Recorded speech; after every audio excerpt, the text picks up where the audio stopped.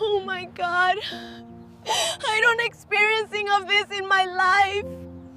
Elena Martinez froze when she saw the woman collapsed on her husband's grave. The sunset cast golden light across the peaceful memorial garden in Miami, but nothing felt peaceful. A heavily pregnant woman knelt there, sobbing as if her world had shattered, her arms wrapped around the marble headstone. "Michael, please come back," the woman cried. "You promised you'd never leave me and our sons." Elena's heart pounded. She stepped closer, reading the name etched in stone. Michael James Martinez, beloved husband, visionary leader, 1975 to 2024. Her husband, her Michael, the man whose photo still sat on her nightstand. The same man whose private jet had crashed into the Atlantic 1 month ago. The pregnant woman pressed her palms against the grave. "How can I raise our boys alone? How can I tell this baby you're gone? Our boys? This baby?" Elena's hands trembled. Who was this woman? And why was she talking about her husband like this? Watch the full video and share it to people you will not miss next if you're hooked by this shocking revelation. Like this video and subscribe for where Elena discovers the devastating truth about Michael's double life. Drop a comment telling us, would you confront this woman or walk away? We read every comment. Elena had visited the memorial garden every week since the funeral. It had become her ritual, bringing fresh lilies, sitting on the stone bench, talking to Michael as if he could still hear her. Today was supposed to be like any other visit, but nothing about today would be ordinary. The evening air smelled of freshly cut grass and jasmine. Birds sang their final songs before nightfall. Other visitors walked quietly between rows of headstones, paying respects to their own loved ones. Elena carried her usual bouquet of white lilies, Michael's favorite, as she made her way down the familiar path. But when she rounded the corner toward his plot, she stopped dead in her tracks. A woman knelt at Michael's grave, her body shaking with sobs so violent they seemed to come from the depths of her soul. She wore a simple blue dress that stretched over her pregnant belly. Her dark hair fell loose around her shoulders, and her face was buried against the cold marble. Elena stood frozen behind a nearby oak tree, her heart racing. She watched as the woman traced Michael's name with her fingers, whispering words Elena couldn't quite hear first. Then the woman's voice rose, clearer now, desperate. "Michael, you promised me forever. You said we'd grow old together, that you'd teach our sons to be strong men like you. You said this baby," her voice broke, "you said this baby would know your love." Elena felt the world tilt beneath her feet. The lilies slipped from her trembling hands, falling silently onto the grass. Our sons? A baby? Her mind raced, trying to make sense of what she was hearing. Perhaps this woman had the wrong grave. Perhaps she was confused in her grief. But no, Elena could see the name clearly from where she stood. Michael James Martinez. Her husband. Her Michael. 15 years. She had been married to Michael for 15 years. 15 years of standing by his side through the building of his tech empire. 15 years of enduring the whispers behind her back. The pitying looks when people learned they had no children. 15 years of fertility treatments, heartbreak, and Michael holding her hand through it all, saying, "You're enough, Elena. Children or no children, you're my world." She had believed him. She had trusted every word. Now rage and confusion swirled in her chest, mixing with a grief so profound it felt like drowning. Elena stepped forward, her heels clicking against the stone path. The sound made the pregnant woman's head snap up. "Excuse me," Elena said, her voice shaking despite her effort to sound controlled. "What are you doing in my husband's grave?" The woman's tear-stained face showed confusion, then defiance. She struggled to her feet, one hand supporting her swollen belly.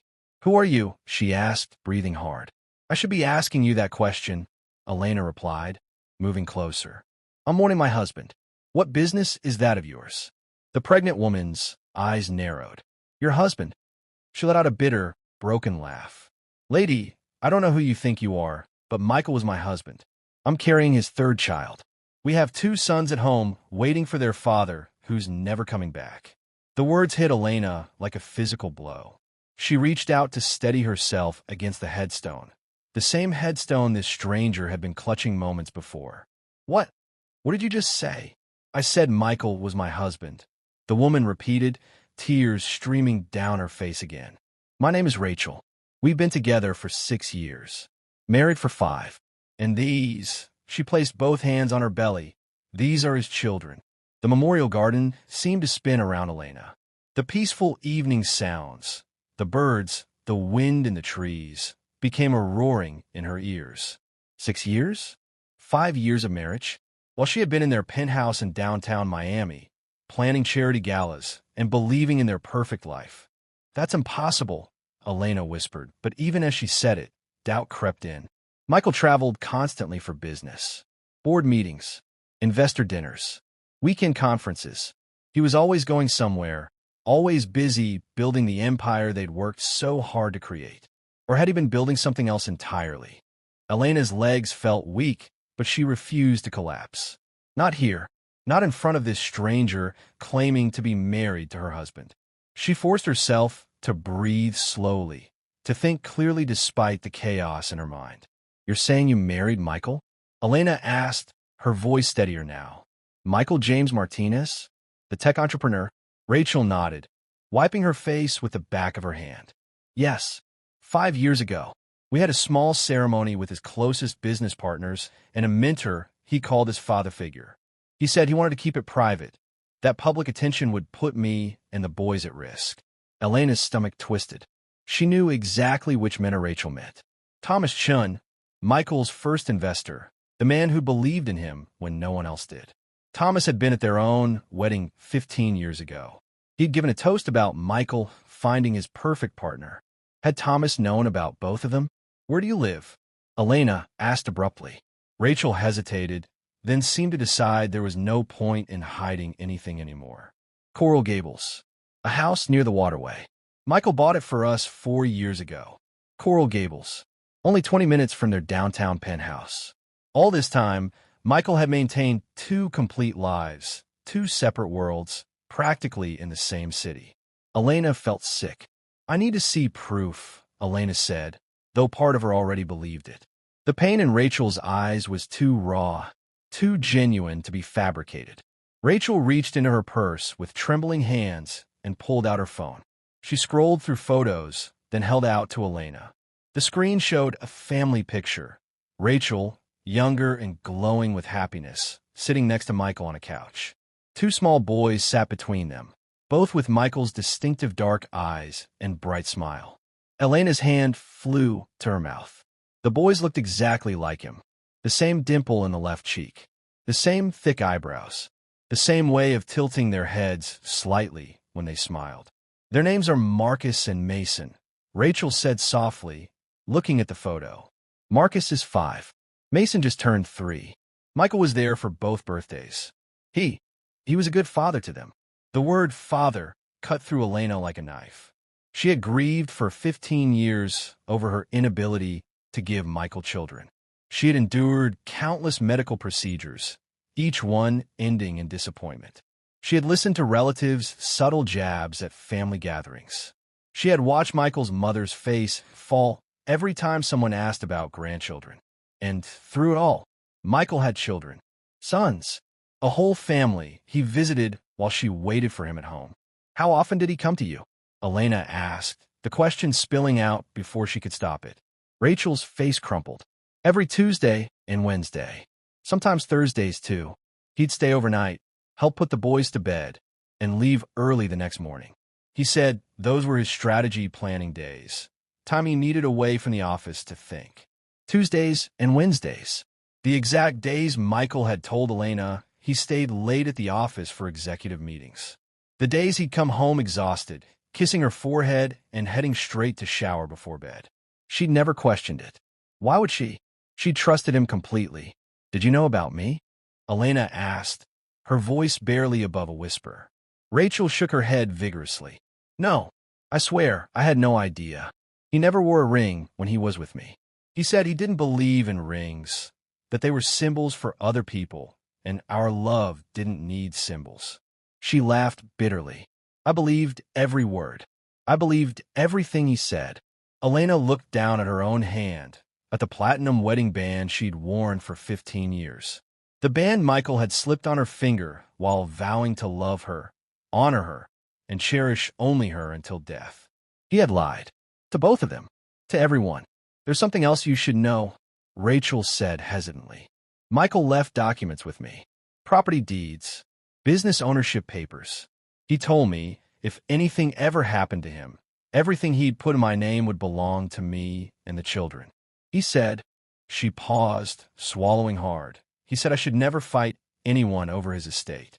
That what he'd given me was enough. Elena's blood ran cold. He gave you properties? A commercial building downtown. A small tech startup he was developing. And the house we live in.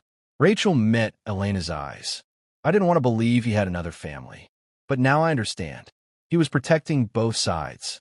Or maybe, her voice broke again, maybe he was just protecting himself. The two women stood facing each other across Michael's grave as darkness fell around them. Two wives. Two lives. One dead man's web of lies. Elena's mind raced with questions, but one thought rose above all the others. She needed to see everything. The house. The children. The documents.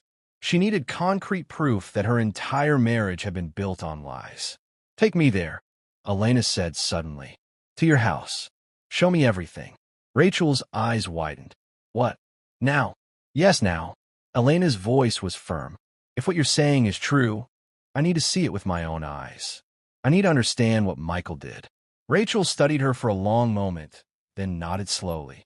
Okay, but please don't upset my sons. They've already lost their father. They don't need more pain. The drive to Coral Gables was silent except for the GPS directions. Elena followed Rachel's car, her hands gripping the steering wheel so tightly her knuckles turned white. Every red light felt like an eternity. Every turn brought her closer to a truth she wasn't sure she wanted to face. The neighborhood was upscale but not ostentatious. Tree-lined streets with well-maintained homes, children's bicycles and driveways, families visible through lit windows. Normal, peaceful, the kind of place where secrets hid behind white picket fences and friendly waves. Rachel's house was a two-story Spanish-style villa with a red tile roof and cream-colored stucco walls. A small garden bloomed in the front yard, and a swing set was visible in the back. As they parked, Elena saw two small boys playing in the driveway with toy cars. Her heart clenched. Marcus and Mason, Michael's sons. The boys looked up as the women approached. The older one, Marcus, ran to Rachel and hugged her legs. Mommy, you were gone so long. I'm sorry, baby, Rachel said, stroking his hair. Mommy needed to take care of something. She glanced at Elena nervously. This is a friend of Daddy's. Can you say hello? Marcus looked at Elena with Michael's eyes. Warm brown, curious, intelligent. Hello, he said politely. Elena's throat tightened. She managed a small smile. Hello, Marcus. The younger boy, Mason, hung back shyly, peeking from behind his brother. He clutched a toy airplane in his small hands, an exact replica of Michael's private jet. The same jet that had crashed into the ocean, killing him and 3 crew members. Come inside, Rachel said quietly, leading the way. The interior of the house was comfortable and lived in. Children's toys scattered across the living room floor. Family photos covered the walls. Rachel and Michael at a beach, the boys on Michael's shoulders, everyone smiling and laughing. In every picture, Michael looked genuinely happy, not like a man living a double life, but like a man who'd found peace. That hurt most of all. Rachel settled the boys in front of the television with cartoons, then led Elena to a home office down the hall. She opened a filing cabinet and pulled out a thick folder. Here, Rachel said, placing it on the desk. Everything he gave me. Elena opened the folder with trembling hands. Inside were property deeds, all bearing Michael's signature, the same distinctive scrawl she'd seen thousands of times. A commercial building on Brickell Avenue worth millions. A tech startup called Next Gen Solutions with Rachel listed as majority shareholder. The deed to this house transferred to Rachel's name 3 years ago. There's more, Rachel said softly. She pulled out another envelope. Michael insisted on paternity tests. He said he wanted everything documented properly in case anything happened to him. Elena unfolded the laboratory report. Her eyes scanned the scientific jargon until she found the conclusion. Probability of paternity, 99.9%. Michael James Martinez is the biological father of Marcus Daniel Martinez and Mason Thomas Martinez. The paper fluttered from Elena's hands. It was real. All of it. Michael had built an entire second family, documented everything legally, and hidden it from her for years. How? Elena whispered. How did he manage this? How'd I not know? Rachel sat down heavily, one hand on her pregnant belly. He was careful, obsessively careful. He never took calls when he was with me. He had a separate phone for when he was here. He never posted photos on social media. He told me it was for security, that successful people had to protect their families from publicity and potential threats.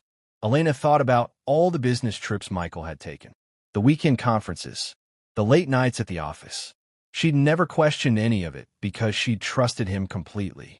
And because she'd been so consumed with her own pain, the endless cycle of failed fertility treatments, the disappointment, the grief of childlessness. Had Michael used her pain as cover for his lies? There's something I need to tell you, Elena said, her voice hollow. Michael left a will. A legal, official will filed with attorneys and the court. In that will, I'm named as his sole heir. Everything goes to me. The penthouse, the company shares, the investments, all of it. Rachel's face paled. But he told me. He lied to you too, Elena finished. He gave you these properties, yes. But the bulk of his estate, the real wealth, he left to me. Either he planned to change his will and never got around to it, or, she paused, the realization dawning, or he never intended for you to have more than what he'd already given you. The two women stared at each other, both victims of the same man's deception. Just as Elena was about to speak again, a loud banging erupted at the front door. Both women jumped. The boys looked up from their cartoons, fear crossing their small faces. Open this door, a man's voice shouted from outside. I know someone's in there. We need to talk about Michael's estate. Elena's blood ran cold. She recognized that voice. David Martinez, Michael's older brother. Rachel rushed to the living room and scooped up Mason, who had started crying. Marcus clung to her leg. Who is that? She whispered, panic in her voice. Michael's brother, Elena replied, moving toward the door. Let me handle this. No, don't, Rachel pleaded. He sounds angry. But Elena was already unlocking the door. If David had found this place, there was no point in hiding. Better to face whatever was coming head on. David burst through the door the moment it opened, followed by two men Elena didn't recognize, probably lawyers or associates. David's face was red with rage, his expensive suit rumpled, as if he'd been driving frantically around the city. I knew it, David shouted, pointing at Elena. I knew you'd come here. You couldn't just leave things alone, could you? David, calm down, Elena said firmly, blocking his path. There are children here. Children. David's laugh was bitter and harsh. Yes, children. My brother's real heirs. The ones who actually carry his blood. Not you, the barren wife who gave him nothing for 15 years. The words hit Elena like a slap, but she kept her face composed. Behind her, she heard Rachel gasp. How dare you speak to her like that? Rachel said, stepping forward despite her fear. Mason was still in her arms, his face buried in her shoulder. David's eyes shifted to Rachel, and his expression softened slightly, but only slightly. You must be Rachel, the mother of Michael's children. He moved closer, ignoring Elena entirely now. I'm David Martinez, Michael's brother and the executor of family interests. I'm here to ensure my nephews get what they deserve. What are you talking about? Rachel asked, confused. David pulled out a folded document from his jacket. This is a petition I'm filing with the court tomorrow morning. I'm challenging Michael's will on the grounds that it was made before he had children, before his circumstances changed. I'm arguing that the bulk of his estate should go to his biological heirs. Elena felt her anger rising. That will is ironclad, David. It was updated just 2 years ago, notarized, and filed properly. You have no legal grounds. We'll see what the judge says, David sneered. Especially when they hear how you knew about this woman and these children and try to hide them from the probate court. That's a lie. Elena shot back. I just found out today. Can you prove that? David interrupted. Or will it be your word against mine? I'll tell the court you've known for months that you've been trying to cut Michael's real family out of their inheritance. Rachel's voice shook as she spoke. Stop it, please. This isn't what Michael wanted. He told me specifically not to fight over his estate. He said what he'd given me was enough. David's face twisted with something between pity and contempt. And you believed him? You actually believe that a man as wealthy as my brother would leave you with just a few properties and expect you to raise his children on that? It's more than most people have, Rachel replied quietly. It's nothing compared to what he left her, David said, gesturing angrily at Elena. The penthouse alone is worth $30 million. The company shares? Over $200 million. The investment portfolio? Another $100 million. And you got what? Maybe $20 million total in properties. He shook his head. My nephews deserve half of everything. There's flesh and blood. Elena's mind was reeling. David was going to drag this into an ugly court battle. He was going to air all of Michael's secrets publicly. The media would have a field day. Tech billionaire's secret family revealed will be plastered across every news outlet. Her reputation would be destroyed. The company's stock would plummet. Michael's legacy would be reduced to scandal and gossip. And these two innocent boys would be at the center of it all. David, Elena said, forcing her voice to stay level. Fighting in court helps no one. We can work this out privately. There's nothing to work out, David snapped. Either you agree to split everything 50-50 with Rachel and the children, or I'll see you in court. And trust me, Elena, I'll make sure everyone knows exactly what kind of woman you are. The kind who would deny innocent children their birthright. Marcus started crying now, too, overwhelmed by the shouting. Rachel tried to comfort both boys while supporting her pregnant belly. She looked exhausted and frightened. Elena made a decision in that moment. Get out, David. What? I said get out of this house. You're scaring the children, and you have no right to be here. David stepped closer, his face inches from hers. You can't throw me out. I'm family. This isn't your house, Elena replied coldly. It belongs to Rachel, and she wants you gone. Don't you, Rachel? Rachel nodded quickly. Yes. Please leave. One of the men with David spoke for the first time. Mr. Martinez, perhaps we should go. We can continue this through proper legal channels. David glared at Elena with pure hatred. Fine, but this isn't over. I'll see you in court, sister-in-law. And when I'm done, you'll wish you'd been generous when you had the chance. He stormed out, his associates following. The door slammed behind them. In the sudden silence, Elena could hear her own heartbeat pounding in her ears. Rachel sank onto the couch, still holding both crying boys. She looked up at Elena with tears streaming down her face. What are we going to do? Rachel whispered. Elena stared at the closed door, her mind racing through options, strategies, and consequences. David wasn't bluffing. He would take this to court. He would fight dirty, and he would use these children as weapons in his battle, unless Elena could stop him first. Elena sat in her car outside Rachel's house for a full 10 minutes before she could bring herself to drive. Her hands shook as she gripped the steering wheel, David's threats echoing in her mind. She needed to think clearly, strategically. This wasn't just about money anymore. It was about truth, justice, and protecting innocent children from becoming pawns in a family war. Her phone buzzed.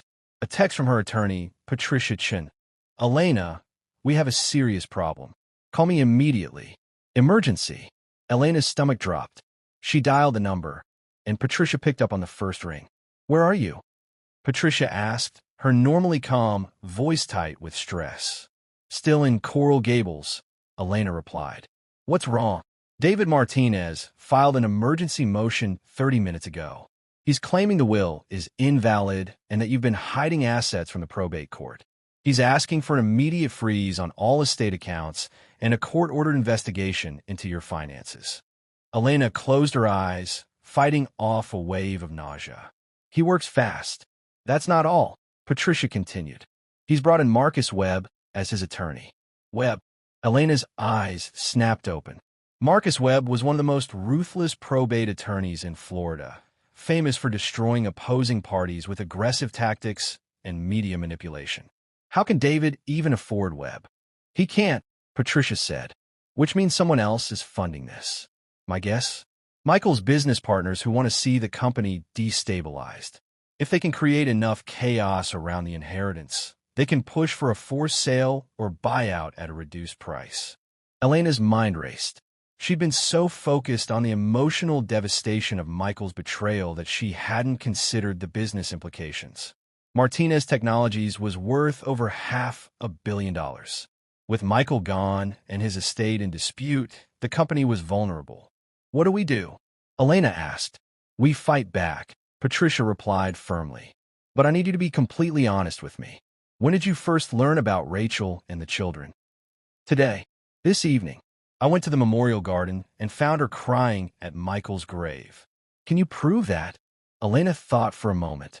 The cemetery has security cameras. They'll show when I arrived and that I'd never been there at the same time as Rachel before today. Good. That helps. But Elena, there's something else you need to know. Patricia paused, and Elena could hear papers shuffling. I did some digging after you called earlier. Michael's financial records show regular wire transfers to an offshore account. About $50,000 a month for the past 5 years. $50,000 a month?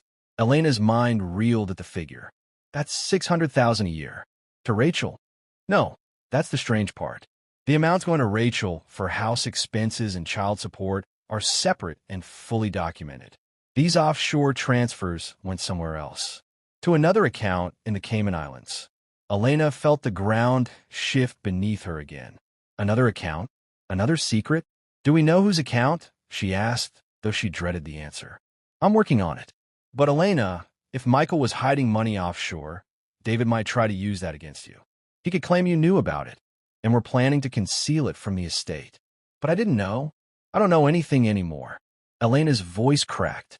Everything I thought I knew about Michael, about our marriage, about our life together, it was all lies. Patricia's voice softened. I know this is devastating, but you need to stay strong. We have a hearing tomorrow morning at 10. The judge will decide whether to freeze the accounts. You need to be there, and you need to be prepared for David to make this ugly. It's already ugly, Elena said bitterly. It's going to get worse before it gets better, Patricia warned. David will attack your character. He'll paint you as greedy, cold, and vindictive. He'll use the fact that you couldn't have children as evidence that you're trying to punish Michael's real family. Elena wiped away angry tears. Let him try. I'm not the villain here. Michael is the one who lied to everyone. A dead man can't defend himself. Patricia reminded her gently. Which means David will rewrite Michael's story to suit his purposes. You need to be ready for that. After they hung up, Elena sat in the darkness of her car, watching lights go on and off in nearby houses. Normal families having normal evenings, dinner, homework, bedtime routines. Simple lives unburdened by betrayal and billion-dollar court battles. Her phone buzzed again. This time, an unknown number. She almost didn't answer, but something made her pick up. Mrs. Martinez? A woman's voice, professional but urgent. My name is Jennifer Santos. I'm a forensic accountant, and I've been reviewing your late husband's financial records. I think you need to know something about those offshore accounts. Elena's heart rate spiked. How did you get my number? Who hired you? No one hired me, Jennifer replied. I work for your husband. He hired me 6 months ago to audit his own accounts. He said he wanted everything documented properly before he updated his estate plan. But Mrs. Martinez, what I found, you need to see this. Can we meet? Meet? When? Tonight. Now. This can't wait until tomorrow's hearing. Elena checked the time. 9:47 p.m. Where? There's a coffee shop on Miracle Mile that's open until midnight. Café Versailles. I'll be in the back corner booth. Please come alone, and please don't tell anyone about this call. Not even your attorney. Not yet. The line went dead. Elena stared at her phone, mind racing. This could be a trap. It could be someone working with David trying to get information from her. But what if it wasn't? What if this Jennifer Santos really did have information that could change everything? She started the car and headed toward Coral Gables. Café Versailles was a Miami institution, famous for its Cuban coffee and late-night crowds. Even at this hour, the place buzzed with energy. Elderly men playing dominoes, families sharing flan, couples lingering over cortaditos. The warm lighting and rich aroma of roasted coffee beans created an atmosphere that felt almost safe, almost normal. Elena spotted Jennifer Santos immediately. She sat alone in a corner booth, a laptop open in front of her, nervously checking her phone every few seconds.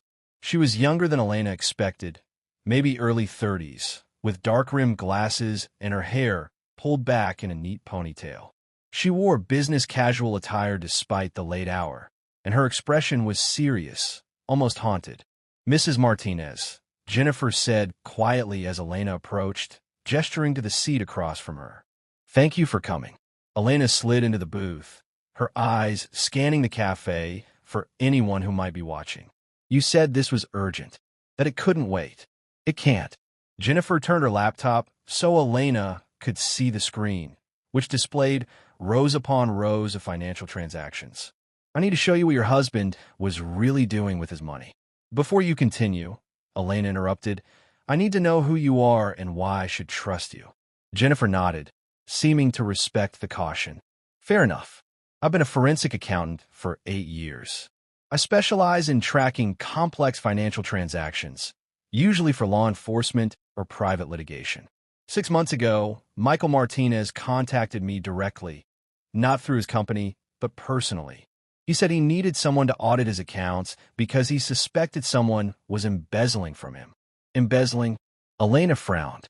"He never mentioned anything to me about that." "Because there was no embezzlement," Jennifer said. "I realized that pretty quickly. The money wasn't being stolen. Michael was moving it himself, deliberately, systematically for years. Well, I told him this." She paused, choosing her words carefully.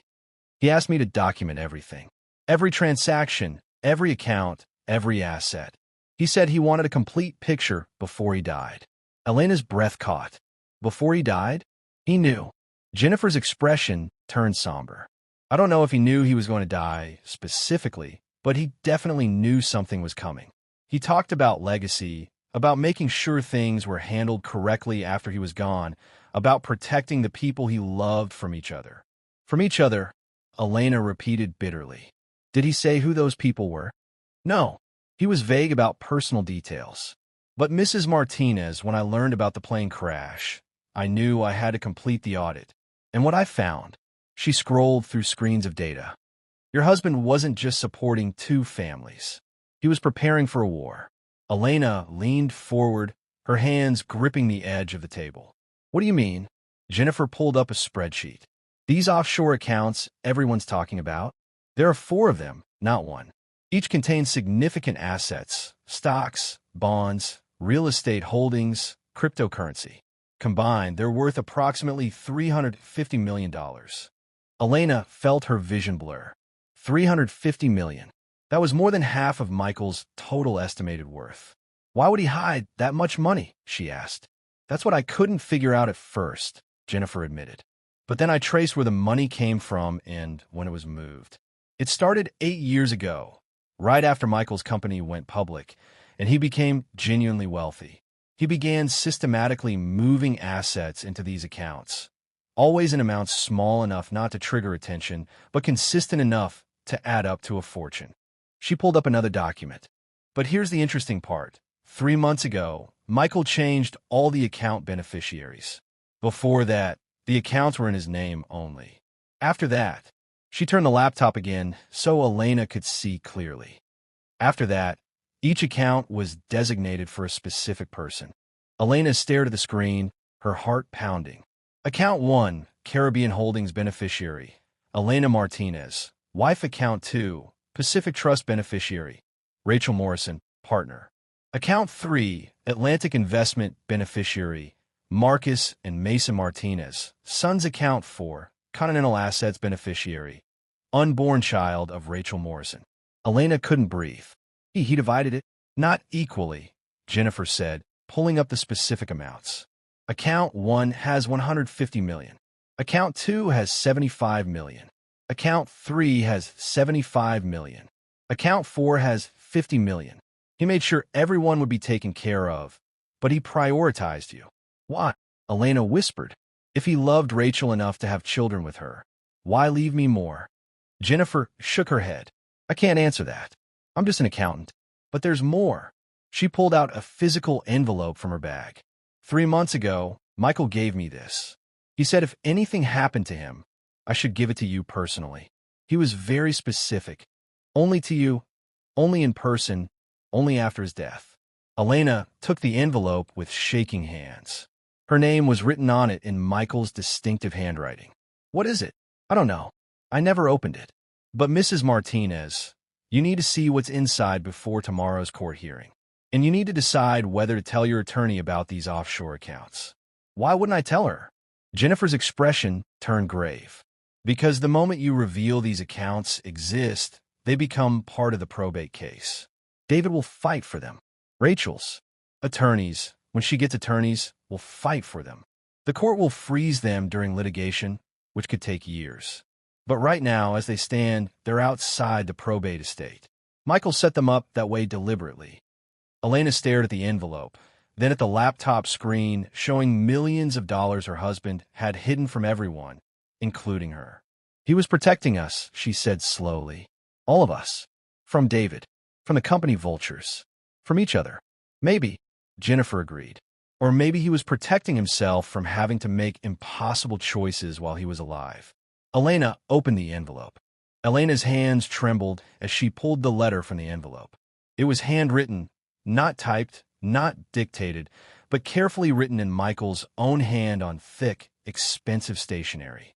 The sight of his handwriting, so familiar yet now so painful, made her eyes burn with tears. My dearest Elena, if you're reading this, I'm gone. I'm so sorry. I'm sorry for leaving you. I'm sorry for the pain I know you must be feeling. But most of all, I'm sorry for the secrets I kept and the lies I told. I need you to know that everything I did, every choice I made, started from a place of love for you. But somewhere along the way, I became a coward. Instead of facing hard truths, I built walls. Instead of making difficult choices, I tried to have everything. I told myself I was protecting people when really I was protecting myself from their pain. Elena, you were my first love, my true partner, the woman I chose when I had nothing. We built our life together from scratch. Every success I had, you were there. Every risk I took, you supported me. When the doctors told us you couldn't have children, my heart broke. Not because I needed children, but because I saw your pain and couldn't fix it. Elena paused, wiping tears from her cheeks. Jennifer sat quietly across from her, giving her space. I should have been honest with you about how much I wanted to be a father. I should have suggested adoption or other options. But I couldn't bear to add more weight to the pain you already carried. So I lied. I told you I didn't need children. I told you that you were enough. And you were enough, Elena. Please believe that. But I also craved fatherhood with an intensity one didn't even understand until I met Rachel. It started innocently. She was a consultant on a project. We talked, we connected, and one thing led to another. I told myself it was just an affair, something temporary. But then she got pregnant, and everything changed. When I held Marcus for the first time, I felt something I'd never felt before. It was overwhelming and terrifying and beautiful. I know what you're thinking. Why didn't I leave? Why didn't I choose one life over the other? The truth is I couldn't. I loved you both, Elena. Differently, but deeply. You were my anchor, my home, my history. Rachel was my second chance, my secret dream, my future. I'm not asking you to forgive me. I know what I did was unforgivable. I destroyed 2 women I loved because I was too weak to be honest with either of you. I let you believe in a marriage that wasn't complete. I let Rachel believe in a relationship that wasn't real. By the time you read this, you'll know about the offshore accounts. Jennifer will have shown you how I divided everything. I try to be fair, Elena, but I also try to honor what we built together. You get the most because you were there first, because you earned it, because without you, none of this wealth would exist. But please, I'm begging you, Don't let David or anyone else turn this into a war. Rachel is a good woman. She didn't know about you. The children are innocent. They're my children, Elena, and I love them as much as I loved you. I'm leaving you with all the power. You can destroy Rachel and the children financially and legally. You can take everything and leave them with nothing. David will encourage you to do exactly that. He'll tell you that you deserve it all, that blood and loyalty matter most. But Elena, I know your heart. I know your strength. I know your capacity for compassion, even when you've been wounded. That's why I'm leaving this decision to you. The offshore accounts give you options. You can keep them secret and let everyone fight over the probate estate, protecting these funds for later. Or you can reveal them and let the court divide everything. Or you can do what I hope you'll do. Use them to protect everyone I loved. I don't deserve mercy. I don't deserve forgiveness. But my children deserve a chance at life. Rachel deserves security. And you, my Elena, deserve peace. Whatever you decide, know that I loved you. Not enough, not well enough, not honestly enough, but I loved you with everything I had. I'm sorry I wasn't the man you deserved. Forever yours, Michael. P.S. The PIN to access the offshore accounts is our wedding date, 041509. Jennifer has all the account information. Trust her. She's honest, thorough, and she won't judge you for whatever you decide. Elena set the letter down, her entire body shaking.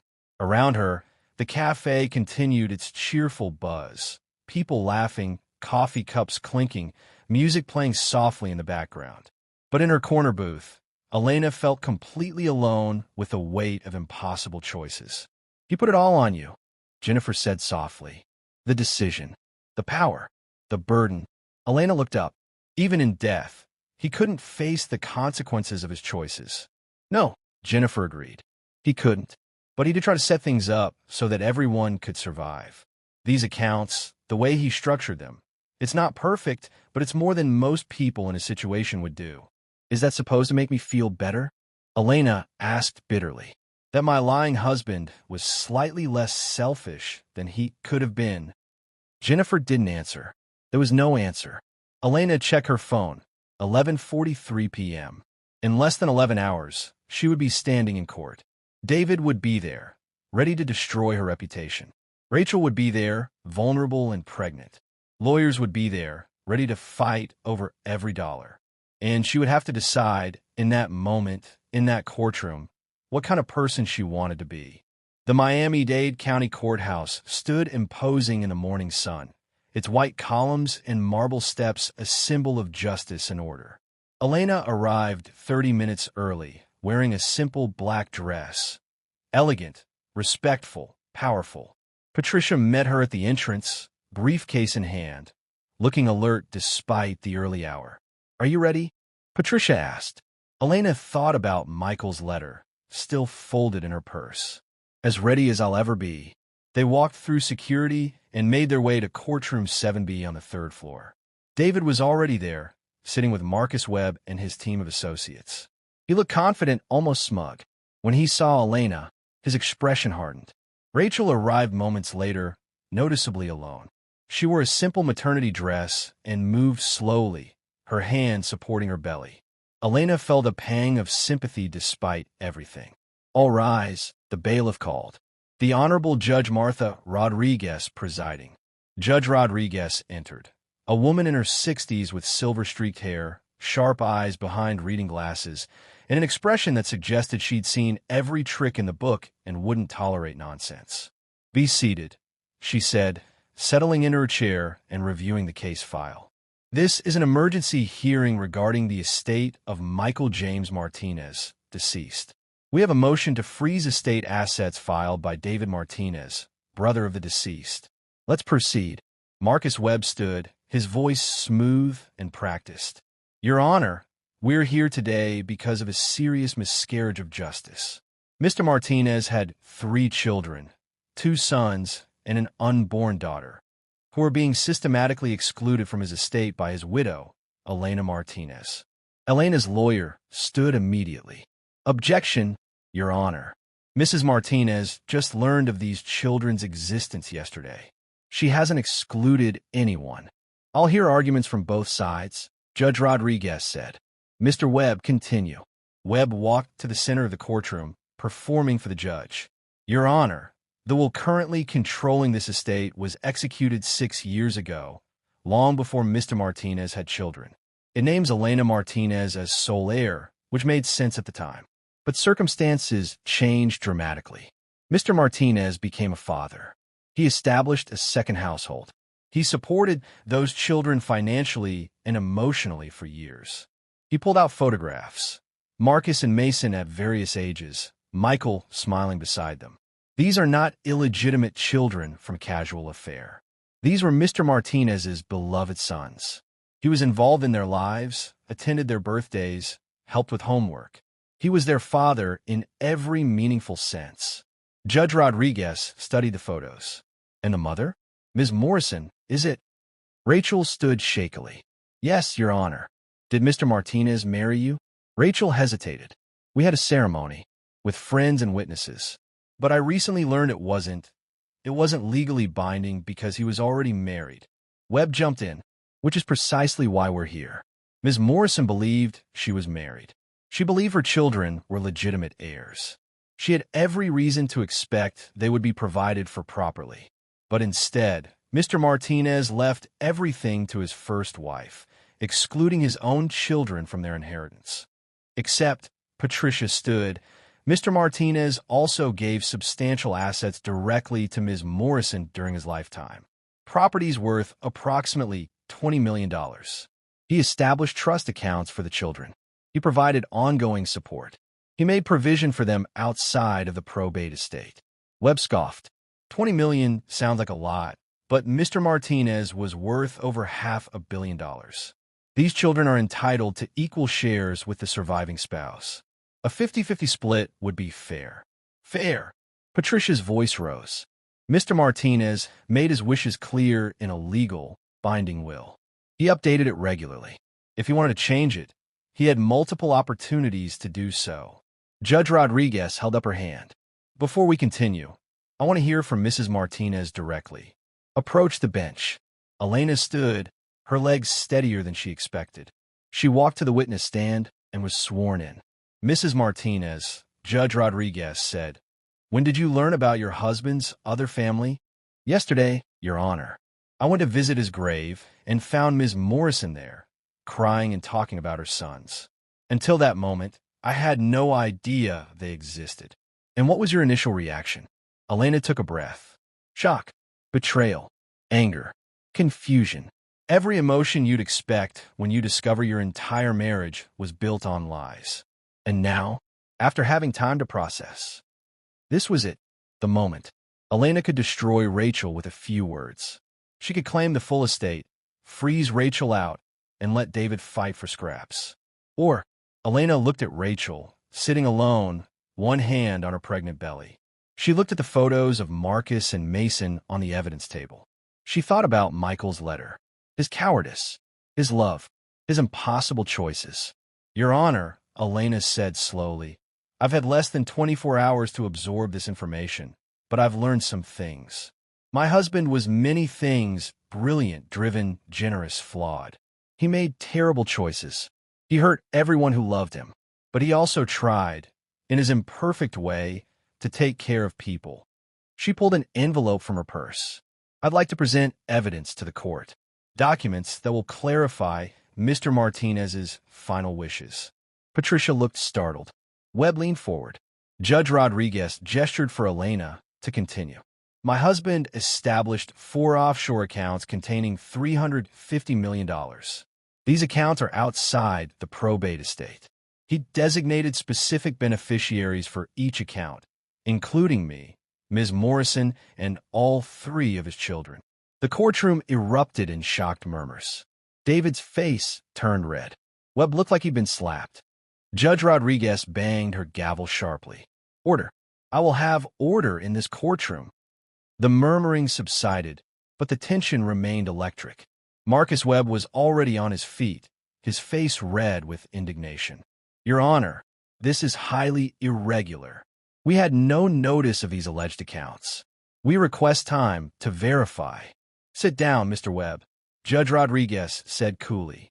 Mrs. Martinez, approach with your attorney and this evidence. Elena and Patricia walked forward together.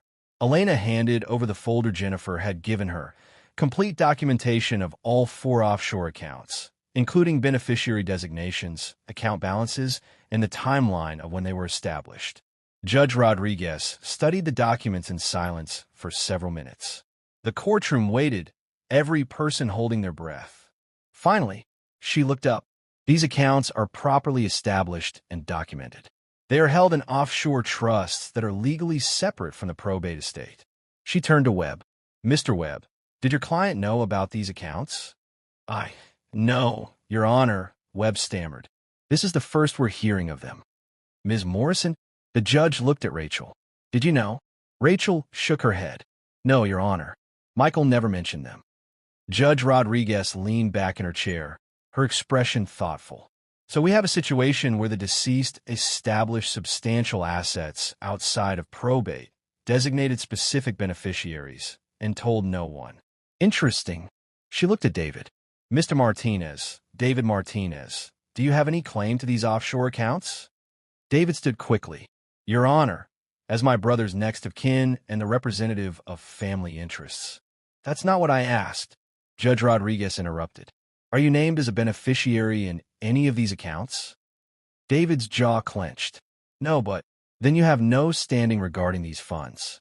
They are not part of the probate estate, and they already have designated beneficiaries. She turned to Elena. Mrs. Martinez, help me understand your position here. You're revealing these accounts, even though it potentially reduces what you might receive through probate. Why? Elena stood tall.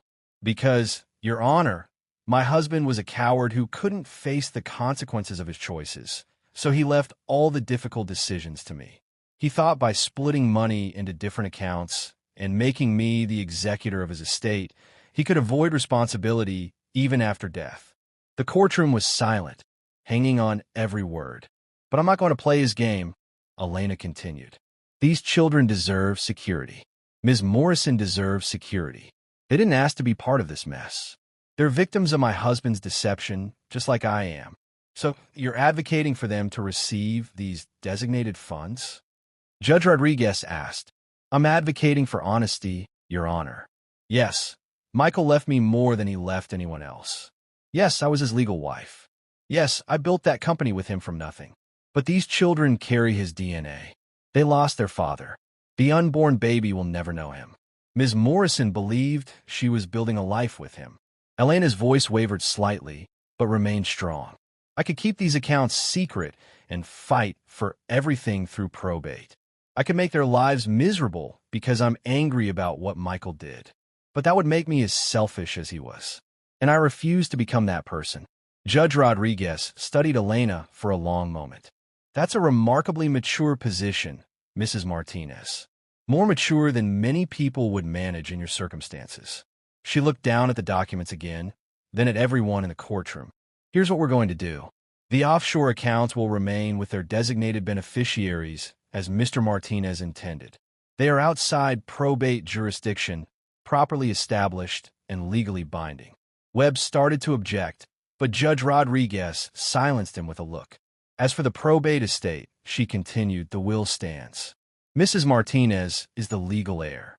However, given the existence of minor children who are financially dependent on the deceased, I'm ordering that a trust be established from the probate estate to provide for the children's education, health care, and reasonable living expenses until they reach age 25. She turned to Elena. Mrs. Martinez, the trust will be funded with 5% of the total probate estate, approximately $25 million. The trustee will have discretion over disbursements. Are you willing to accept this arrangement? Elena didn't hesitate. Yes, Your Honor. Ms. Morrison, do you accept these terms? Rachel nodded, tears streaming down her face. Yes, Your Honor. Thank you. Judge Rodriguez looked at David. Mr. Martinez, do you have any remaining objections? David looked like he wanted to argue, but Marcus Webb put a hand on his arm and shook his head. Fighting this would only make David look worse. No, Your Honor, David said through gritted teeth. Good. Judge Rodriguez signed several documents. The estate is hereby distributed according to the will, with the addition of the children's trust as specified. All accounts are unfrozen. This matter is closed. She banged the gavel. Court is adjourned. As people began standing and gathering their belongings, Elena felt a weight lift from her shoulders. It wasn't perfect. It didn't erase Michael's betrayal, but it was fair. It was right. Rachel approached her slowly. Elena, I don't know what to say. You didn't have to do that. Yes, I did, Elena replied quietly. Not for Michael. Not even for you. For those children who deserve a chance at life without being punished for their father's mistakes. Rachel's voice shook. Thank you. From the bottom of my heart, thank you. They stood facing each other, two women bound together by one man's lies, now choosing to move forward with dignity instead of hatred. David stormed past them without a word, his face dark with rage. But Elena didn't care. She'd won what mattered.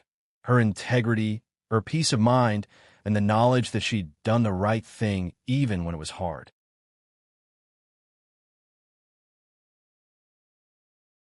Three months later, Elena sat in her penthouse overlooking Biscayne Bay, watching the sunset paint the sky in shades of orange and pink.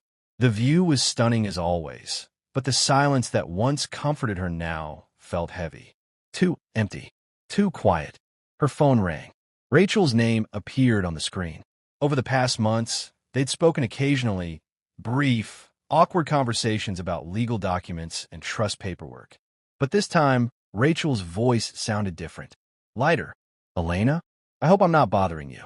No, not at all, Elena replied. Is everything okay? Yes, actually. Better than okay. Rachel paused. The baby came this morning. A girl. 7 pounds, 3 ounces. Completely healthy. Elena felt her throat tighten. That's wonderful, Rachel. Congratulations. I was wondering. Rachel's voice became uncertain. Would you like to meet her? I know it's a lot to ask, but the boys keep asking about you. They remember you from that day, and Marcus drew you a picture. Elena's eyes burned with tears. He did. It's of our 2 houses connected by a rainbow, Rachel said softly. He said it's because you're the reason we don't have to fight anymore. Elena pressed a hand to her mouth, overwhelmed. I'd love to meet her, she whispered. Whenever you're ready. I'm home now. The boys are excited and driving me crazy, so fair warning. Elena laughed, a real laugh, the first in months. I'll be there in 30 minutes. She drove to Coral Gables with a gift bag on the passenger seat. A hand-stitched baby blanket she'd bought from a local artisan, soft pink with delicate embroidery. She'd spent hours choosing it, wanting something meaningful but not presumptuous. Rachel's house looked different in the late afternoon light. Warmer, more inviting. Children's chalk drawings decorated the driveway. A new swing hung from the big tree in the front yard. As Elena parked, the front door flew open and Marcus ran out, waving a piece of paper. Miss Elena, look what I made. Elena knelt down as he reached her, studying the crayon drawing with genuine interest. 2 houses, one larger than the other, connected by a bright rainbow with clouds on either side. This is beautiful, Marcus. Did you draw this all by yourself? He nodded proudly. Mommy helped with the rainbow because I couldn't get the colors right. But I did the houses and the clouds and the people. Elena looked closer. Stick figures stood outside each house, a woman at each door, and between them, on the rainbow itself, 3 small figures holding hands. Who are these? She asked, pointing to the children on the rainbow. That's me and Mason and Jessica, Marcus explained. We get to walk between both houses because you and Mommy are friends now. Elena's heart clenched. Yes, she said softly. We are. Rachel appeared at the door, looking tired but happy, with Mason clinging to her leg and a tiny bundle wrapped in a pink blanket in her arms. Marcus, give Miss Elena a chance to come inside before you talk her ear off. Elena stood and walked to the door. Rachel stepped aside to let her in, and there, in the familiar living room, Elena got her first look at Jessica. She was perfect. Tiny nose, rosebud lips, dark hair soft as silk.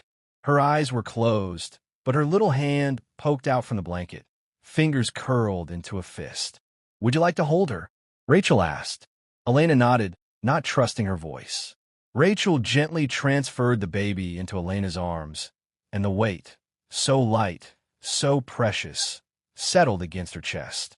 For 15 years, Elena had mourned the children she couldn't have. She grieved every negative pregnancy test, every failed treatment, every pitying look from relatives. She'd carried that loss like a stone in her heart.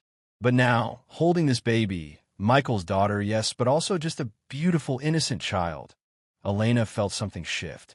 Not healing completely, not forgetting the pain, but maybe beginning to let go of the bitterness.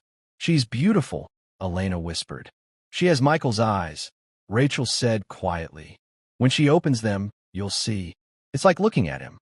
They spent the afternoon together, Elena, Rachel, and the 3 children. They ate dinner at the kitchen table, watched Marcus and Mason put on an elaborate puppet show, and took turns holding Jessica when she fussed.